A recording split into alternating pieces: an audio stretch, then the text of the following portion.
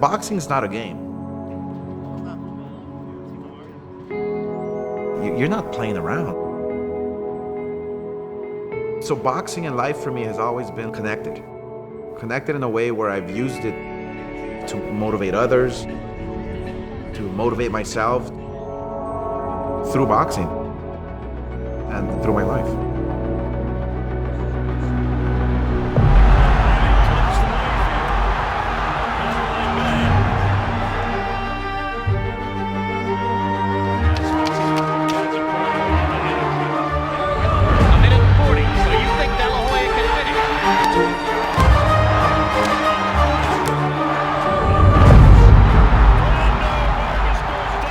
In life, if you get knocked down, it's just like a fight.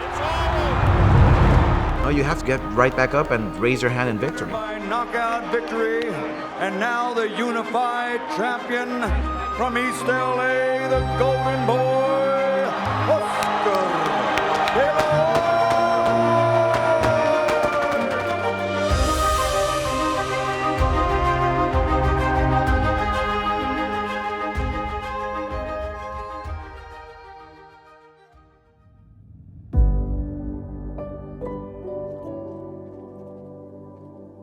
I was born and raised in East Los Angeles.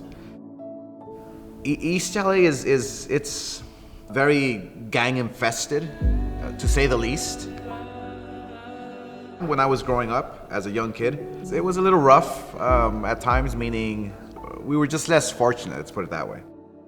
But we were very happy, with what we had. I had my boxing. I come from a boxing family. My father was a fighter.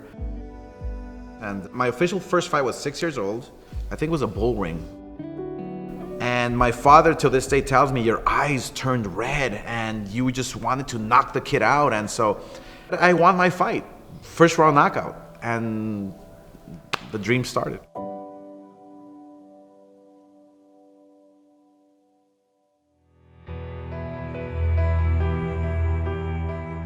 I was already like a favorite to make the Olympic team when I was like 14, 15 years old. I fought Brazil, I fought Cuba, I fought Germany, I fought the whole world. And I remember winning the last match and having the Olympic gold medal wrapped around my neck, listening to the national anthem. It was the best feeling ever. If people don't know my story, I had won the Olympic gold medal for my mother, who passed away from breast cancer 8 months before. So you can imagine all the emotions. Did it for my country, did it for my mother. When I won, my uncle from way on top of the bleachers screamed like, "That's my golden boy!" And that's where it was born.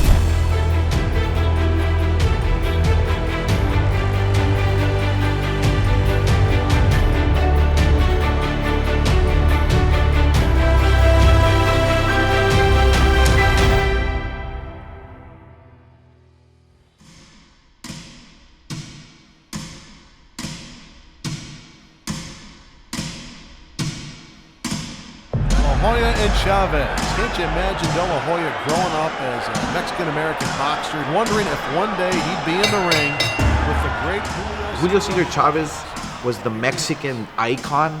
Name 5 of the biggest stars on the planet, roll them all into one, and that was Chavez in Mexico. There's a cut already above the left eye of Julio Cesar Chavez.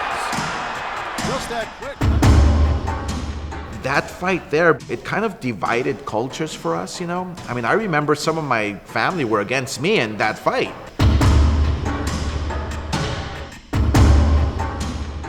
I felt I was gliding in the ring. I felt everything was just perfect. Every single punch was coming out just beautiful. And that's my best fight that I've had. Doing a number on him here in round 4. The eye is worse. The nose is bleeding.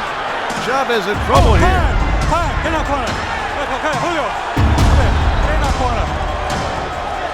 That eye is the concern, the nose. In boxing, if you won or if you lost. The final bell rings, and you either feel like the victor or you feel like you lost.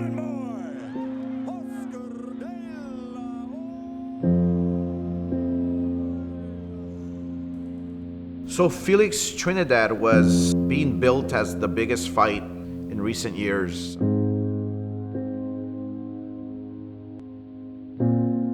The welterweight division was so stacked with such great fighters. And I beat them all, Trinidad beat them all, so now we have to face each other.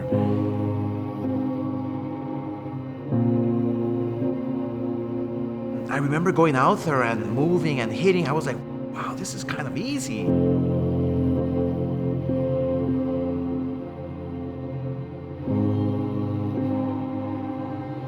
The final bell rings, and they announced Trinidad as the winner. And I'm like, oh my God. I was devastated. My mentality was that one of just, I want to quit. But then, you come to your senses, you start realizing that one loss is nothing. In life, if you get knocked down, you have 10 seconds to get up.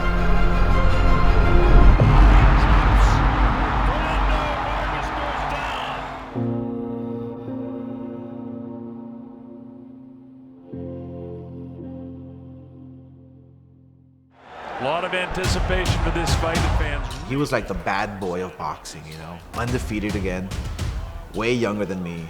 And for some reason, he just didn't like me. He didn't like the whole golden boy image, and oh, he's the nice guy and this and that. He was my villain, I remember him coming out in the first round and just wailing on me. And I fell through the ropes. I was able to hang on with my glove, and I was hanging on, and he was throwing punches at me, and I was like bobbing and weaving. So I was able to get away from that little situation there. And so the fight went 11 rounds.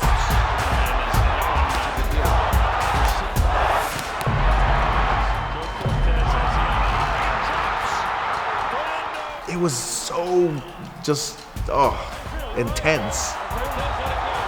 Clean shots being landed by Oscar. And this is going to be about it. As he was back on his heels, blasting away. Joe can stop at any time now. And he does. It's all over.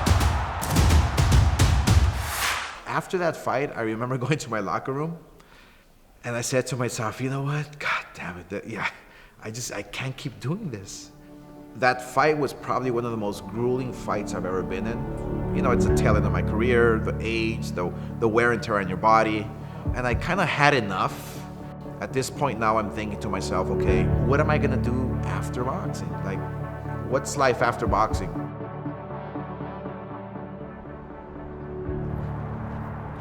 So I have this little pump in my swing. A little pump? Can't get rid of it.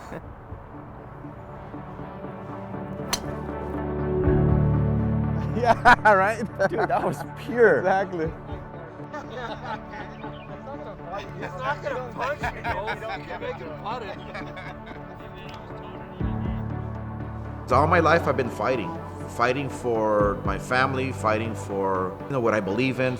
Why don't I take advantage of this vehicle that I have and start my own company and become a promoter? And what will I call it? Golden Boy Promotions. Fighters can trust me. They confide in me. In the history of the sport, there's never been a promoter that has laced up the gloves. In business of boxing and promoting, we can show, me and Oscar, the fighters in the world, that they can accomplish even more what we accomplish in our time, in their time. We're a company that is from a fighter for a fighter. After boxing, you have to know what you want to do, and De La Hoya had really set the standard of how you want to live after boxing. There is a life after it. So we're here, Fantasy Springs Casino. Fights are about to go down. Everything that's happened to me in my career, inside and outside the ring, I would not change for nothing. I could have been a person that can have easily, gone over the cliff. But I decided to make it.